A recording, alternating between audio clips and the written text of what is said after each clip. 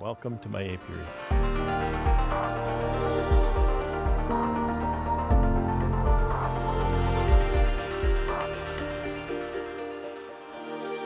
Today I need to do the second pour on my wax. I'm expecting some really nice pretty wax out of there. Here we go. This might be clogged with solid wax, and I don't know if I have to use my strainer here, but I'm going to anyway, just in case. So we'll see what comes out. Oh, look at that.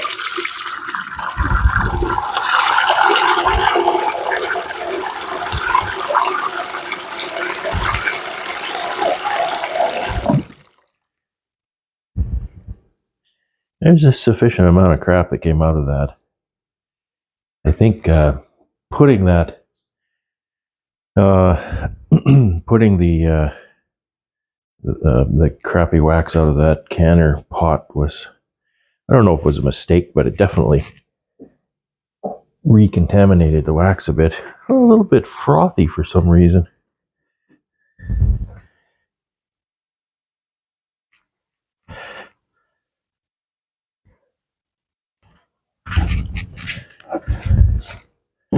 That frothiness went away pretty fast.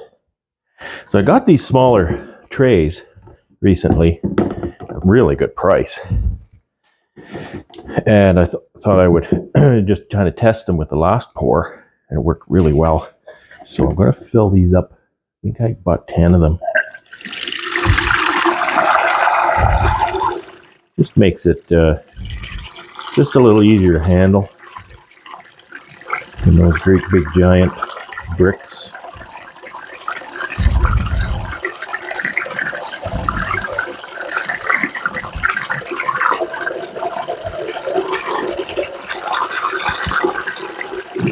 So what happened there, particularly because I didn't dump the slum, I don't want to dump the slum in there. I could have my slum pail here. Actually, that's what I'll get.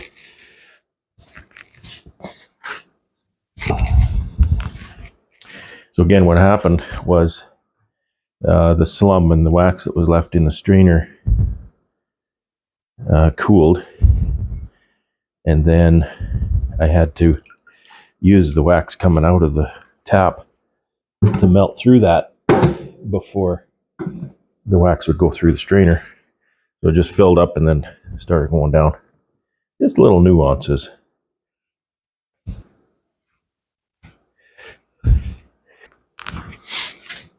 These are nice. I can fill them up more. The big ones I tend to not want to fill up too much. They just get too heavy. So they save space. I get a thicker brick and not one that's quite as long.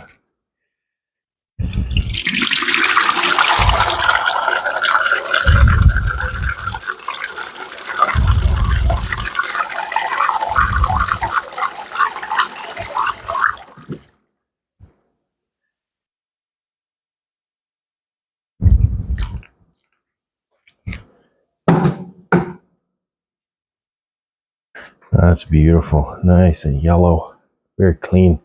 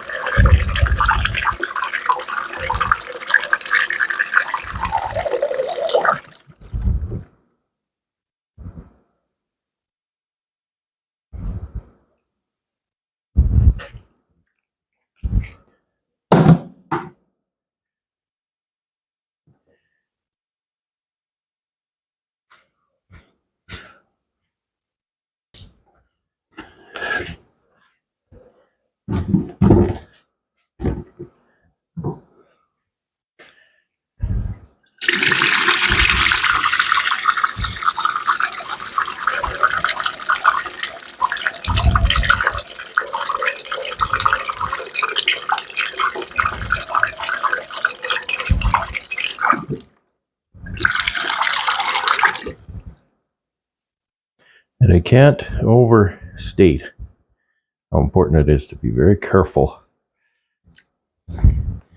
pouring this, carrying it. It's very hot and it'll stick to you as soon as it hits your skin. Get a pretty serious burn, I think.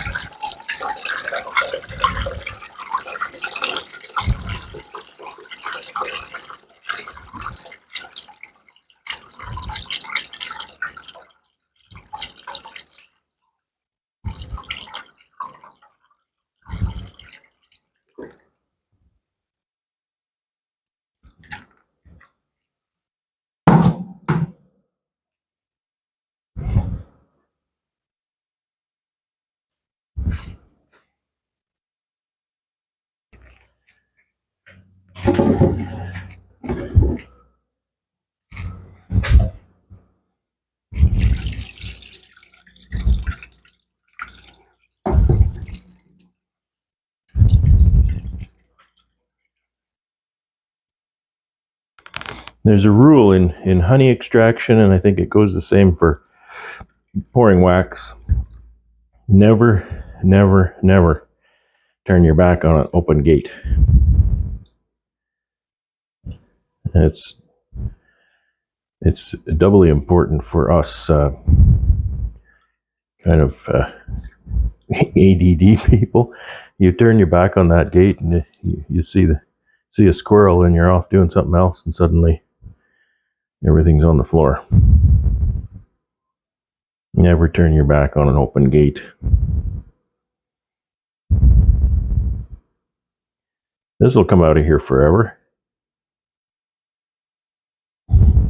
So once I'm done with this, I have two options. I can spend one more day, let this jacket cool again, and pull that puck off the top. Or I can spend 2 more days, put some more water in here to a level above the tap, and then I can pour off almost all of the wax the next day. And then I have to leave 1 more day for it to cool again so I can pull that a much thinner skin of wax off the top. I think I will do the latter. I really need to move on with this melting project, but I did leave quite a bit of space there. I think this wax is going to be just gorgeous once it sets. It looks really nice coming out of there.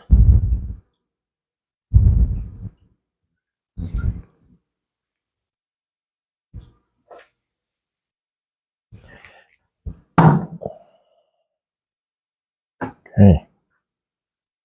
I got 8 of those. So I'll now put some more water in here.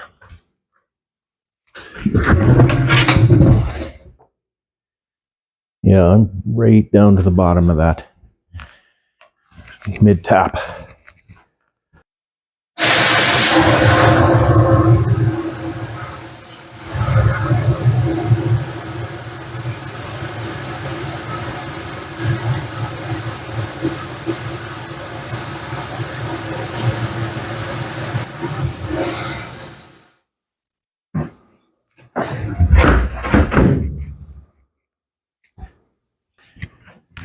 So that's it for another day. We'll leave that till tomorrow. And I'm not sure how long that'll take actually to melt. It might not take that long because there's not that much wax in there. Uh, putting the water in always cools it. And the jacket's sitting at 80 right now. So it has to warm up to 90 and then have some time to melt that wax. So it'll probably be tomorrow before I get back to it.